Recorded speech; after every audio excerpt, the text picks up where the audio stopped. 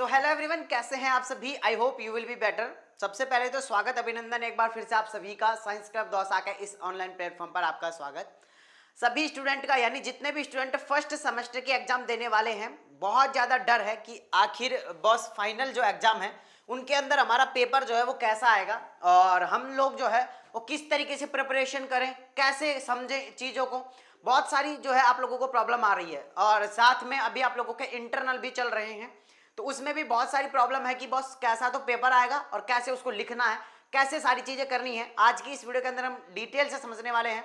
नमस्कार दोस्तों, मेरा नाम है देव, आप देख रहे हैं the science club Dausa YouTube channel. चलिए शुरुआत करते हैं। सबसे पहले अगर हम बात करते हैं कि आप लोगों का बीएससी नर्सिंग एंड जो आप लोगों की एग्जाम है, जो फर्स्ट सेमेस्टर वाले जितने भी बच्चे हैं उन सभी के लिए फाइनल एग्जाम की तैयारी के लिए कुछ बेहतरीन टिप्स लेकर आया हूँ। इसके अलावा जो आप लोगों की नेक्स्ट वीडियो होगी उसके अंदर कुछ इंपॉर्टेंट टॉपिक जो एनाटॉमी के और फिजियोलॉजी के रहने वाले हैं, उसकी नेक्स्ट वीडियो में आप लोगों के लिए जो रहने वाले हैं वो फंडामेंटल के कुछ प्रैक्टिकल में आप लोग किस तरीके से क्या कर सकते हैं, और एक जो वीडियो रहेगी वो सोशियोलॉजी साइकोलॉजी के ऊपर भी रहेगी। तो 3-4 वीडियो आएंगी, तो कंटिन्यू बने रहे हमारे साथ में। और जिसने भी अभी तक जो है इस वीडियो को शेयर नहीं किया अपने दोस्तों के साथ में, यानी जितने भी फर्स्ट सेमेस्टर के स्टूडेंट हैं सभी के साथ में इस वीडियो को शेयर जरूर करना है। और जिन्होंने अभी लाइक शेयर नहीं किया तो प्लीज लाइक शेयर जरूर करें, ठीक है। सबसे पहली जो आप लोगों की बेहतरीन टिप्स रहने वाली है वो रहने वाली है कि सही टाइम टेबल का जो है हम चुनाव किस तरीके से कर सकते हैं, यानी कि एक टाइम टेबल जो है हम किस तरीके से बनाएं ताकि हमारे जो है बैक ना आए। सबसे बड़ा रीजन यही है बस, हम चाहे हमारे 50% चाहिए, हमारे 51 आ जाए, हम पास हो जाएं, बस हमारे 50% आ जाए तो भी चलेगा, लेकिन बैक नहीं लगनी चाहिए। तो इस वीडियो को देख लोगे तो बैक जो है वो दूर दूर तक आप लोग, आपका और बैक का कोई रिश्ता नहीं रहने वाला है, ठीक है। तो सबसे पहले अगर हम शुरुआत करते हैं कि सही टाइम टेबल आप लोगों का क्या रहने वाला है, तो सुनो, सभी विषयों को क्या करना है, कवर करना है, एक प्रॉपर स्टडी शेड्यूल बनाना है। सबसे पहले तो आप लोगों को एक प्रॉपर स्टडी शेड्यूल बनाना है। 6 से 8 घंटे लगातार आप लोगों को जो है वो मेहनत करनी है, पढ़ाई करनी है ना, ये चीजें आप लोगों को पता है, ठीक है। इसके अलावा कठिन टॉपिकों को सुबह पढ़ना है और आसान टॉपिक जो है उनको रात के टाइम पर रिवीजन करके सोना है। क्या क्या कह दी इसमें कि जो आप लोगों के कठिन टॉपिक जो आप लोगों को एनाटॉमी के लग रहे हैं, और मैं इस वीडियो के एंड में आप लोगों को इंपॉर्टेंट टॉपिक बताकर जाऊंगा एनाटॉमी एंड फिजियोलॉजी के, तो बने रहो हमारे साथ में, ठीक है।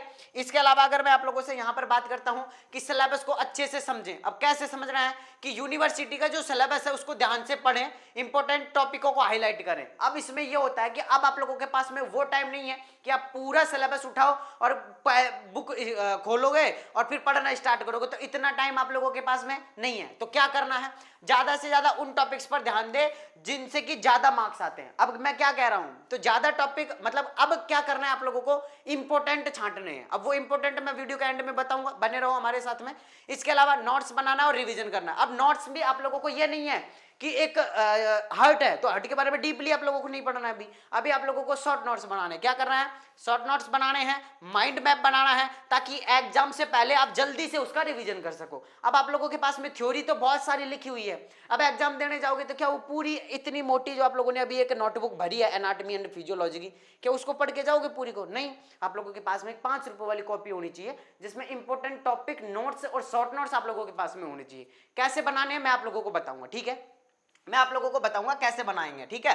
इसके अलावा डेली रिवीजन करना है, खासकर जो फार्माकोलॉजी और एनाटॉमी एंड फिजियोलॉजी है इसके नोट्स आप लोगों को जो है वो अच्छे से तैयार करनी है। अब फार्माकोलॉजी आप लोगों की जो है वो आगे आएगी, इसके अंदर नहीं है। एनाटॉमी एंड फिजियोलॉजी जो है वो आप लोगों को बहुत ही बेहतरीन तरीके से करनी है, ठीक है।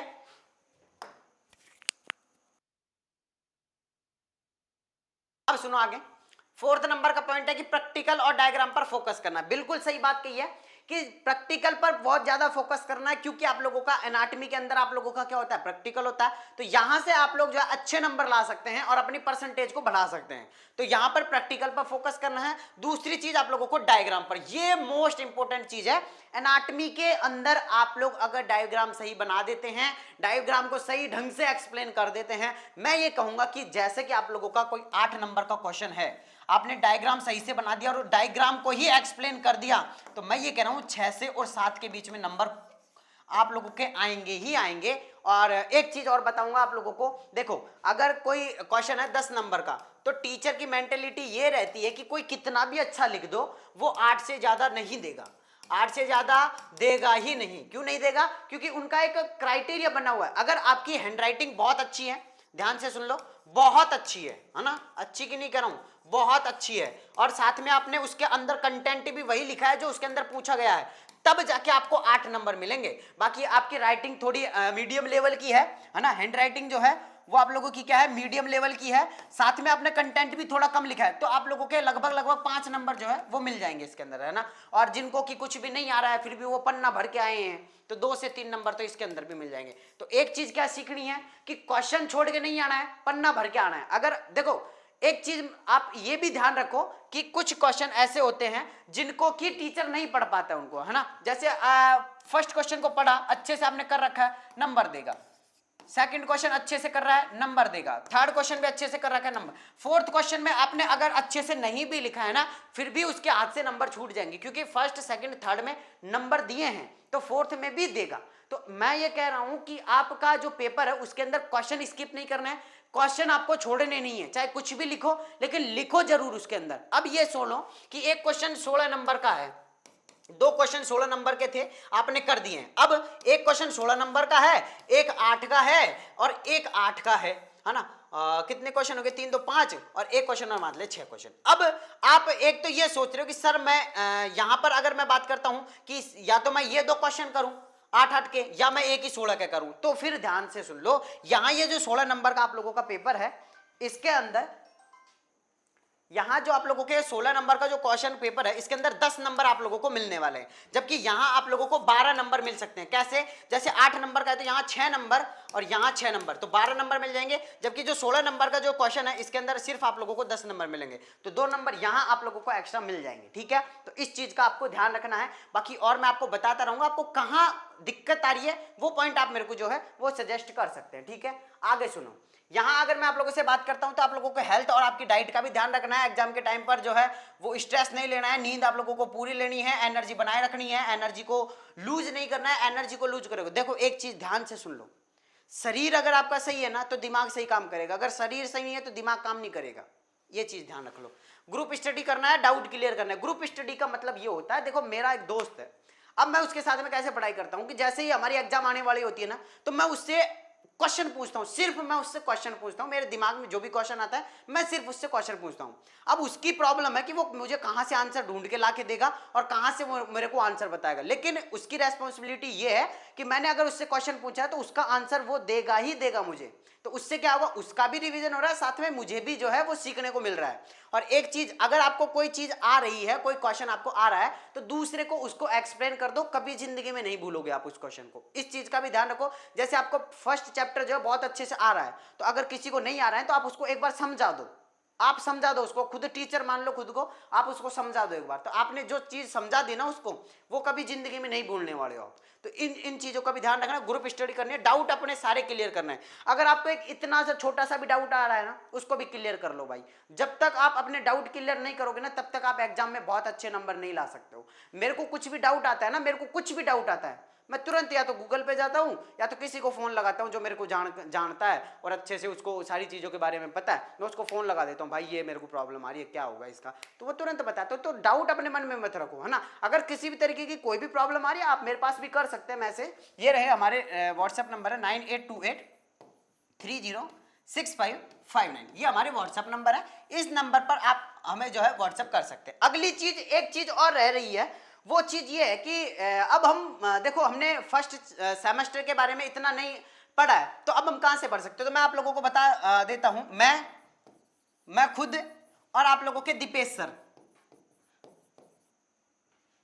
सर जो है वो आप लोगों की एनाटॉमी एंड फिजियोलॉजी के साथ में सोशियोलॉजी और साइकोलॉजी, जहां तक है मैं एना फिजियो और कुछ टॉपिक जो है वो सोशियो साइको के दोनों, और यहाँ पे भी जो दीपेश सर है वो आप लोगों के एना फिजियो एंड सोशियो साइको के कुछ टॉपिक्स है। अब जो फर्स्ट सेमेस्टर में जो आने वाले या जो आने लायक जो टॉपिक्स है ना, वो आप लोगों को अब कवर करवाए जाएंगे। जैसे कि अब कौन से टॉपिक करवाए जाएंगे, तो सुनो, जैसे कि एनाटॉमी की जो है कुछ महत्वपूर्ण टॉपिक्स है, वो मैं आप लोगों के लिए नेक्स्ट वीडियो में लेकर आऊंगा, और इन सभी टॉपिक्स की वीडियो आप लोगों को जो है पर टॉपिक की वीडियो जो है वो आप लोगों को हमारे YouTube चैनल के ऊपर मिल जाएगी। अब वो एक हमारा नया YouTube चैनल है, मैं आप लोगों को बता देता हूँ।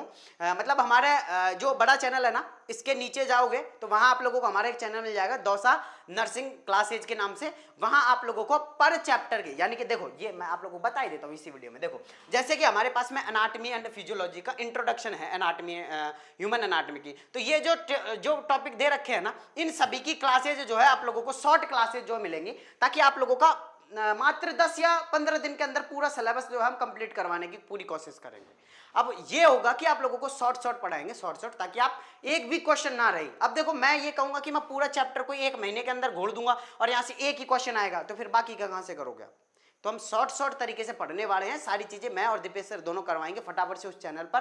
तो जाना, उसको सब्सक्राइब कर लेना। अगर नहीं मिले तो आप इस नंबर पर व्हाट्सएप पर मैसेज कर देना 9828306559। इस नंबर पर व्हाट्सएप पर मैसेज करके चैनल की लिंक मांग लेना, लिंक आप लोगों को मिल जाएगी, ठीक है। बाकी मैं मिलता हूं आप लोगों से एनाटॉमी एंड फिजियोलॉजी के कुछ इंपॉर्टेंट टॉपिक्स लेकर। जब तक के लिए जय हिंद, जय भारत, नमस्कार।